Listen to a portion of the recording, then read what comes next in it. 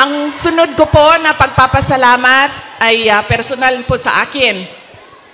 Para sa inyong lahat, mga kababayan namin dito sa China, sa Hong Kong, sa Macau, dahil noong 2016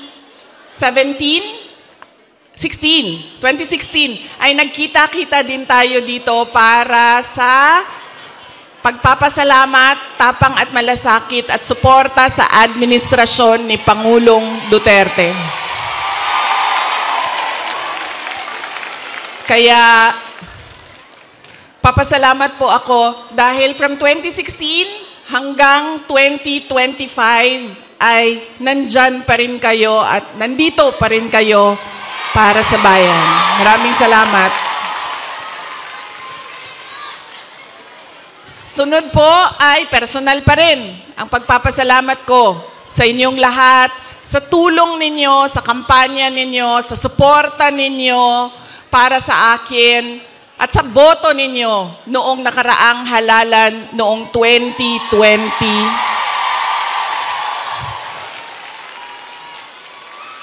At sa susunod na halalan sa 2020. Joke lang. Joke. Sandali lang.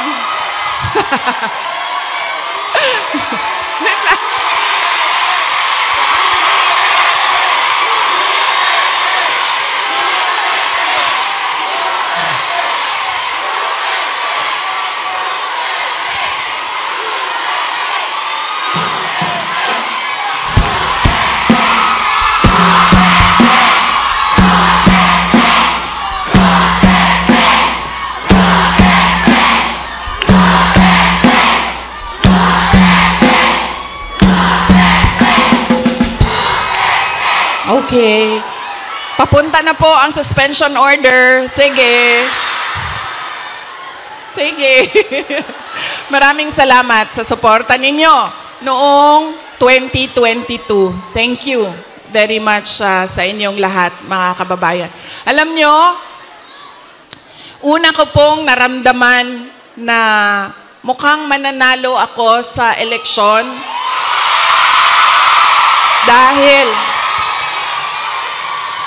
dahil nakita ko ang overseas absentee voting results. Una siyang lumabas. So nakita ko na I think 98% lahat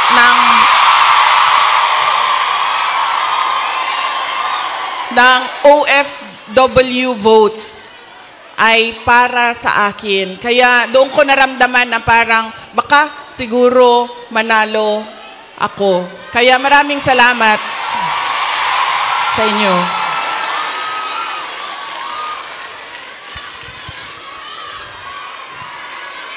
Ang susunod ko po na pagpapasalamat ay sa akin pa rin, para sa inyong lahat, sa suporta ninyo sa aking mga kasamahan, sa aming trabaho, sa programa at proyekto ng Office of the Vice President. Maraming salamat po sa inyong lahat. Dahil kayo lang po ang sumusuporta sa OVP, ang buong gobyerno po ay iniwanan na po ang OVP.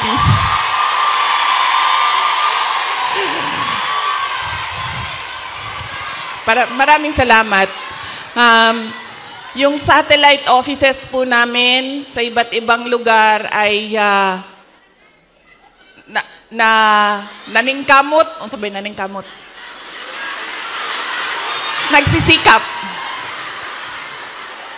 Yung satellite offices po namin ay nagsisikap na mahanap yung mga geographically isolated and disadvantaged areas at hindi lang nakatuon sa National Capital Region. Kaya salamat po sa suporta ninyo sa Office of the Vice President. Ang susunod po na pagpapasalamat ko ay ang mahal ko kayo.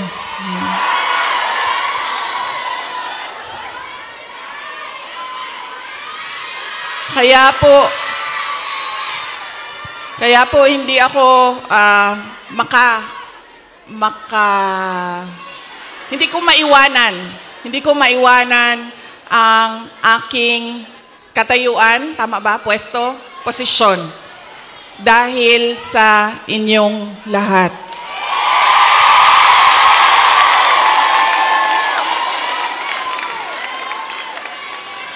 Ang sunod na pagpapasalamat ay mula po sa aming pamilya, ang pamilya Duterte. Napakalaki po ng utang na loob namin sa inyong lahat.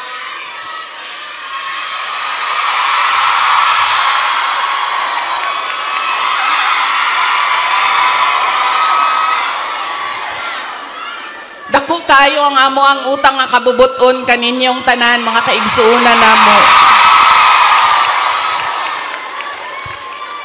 Sa pagkakataon na ibinibigay ninyo sa amin na makaserbisyo o makapagtrabaho sa ating pamahalaan. Sa oportunidad na ginahatag ninyo kanamo nga makasilbi sa ato ang nasud. Maraming salamat po sa inyong lahat.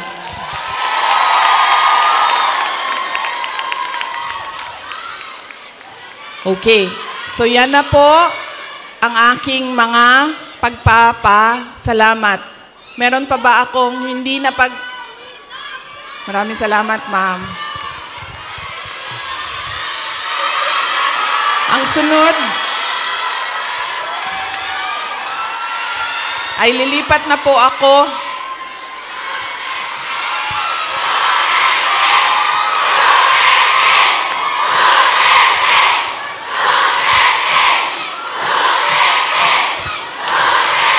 paminaw sa mo ba? Kadyot lang ba? Alas 12 na. Alas 12 na. Kinsay magpakaon sa ato adin eh.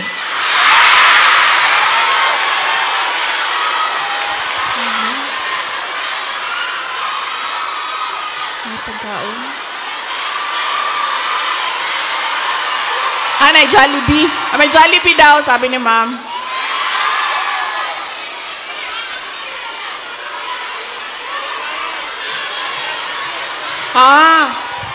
Okay. So, hindi daw tayo kakain lahat. Para sa bayan. Okay. Sige, okay lang.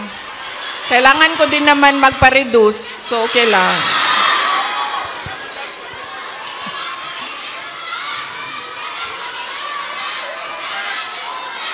Ma'am, darating tayo dyan sa ayuda na yan, ha? Wait lang. Kasi, tuloy-tuloy ko na, ha? Ang susunod ko po ay ang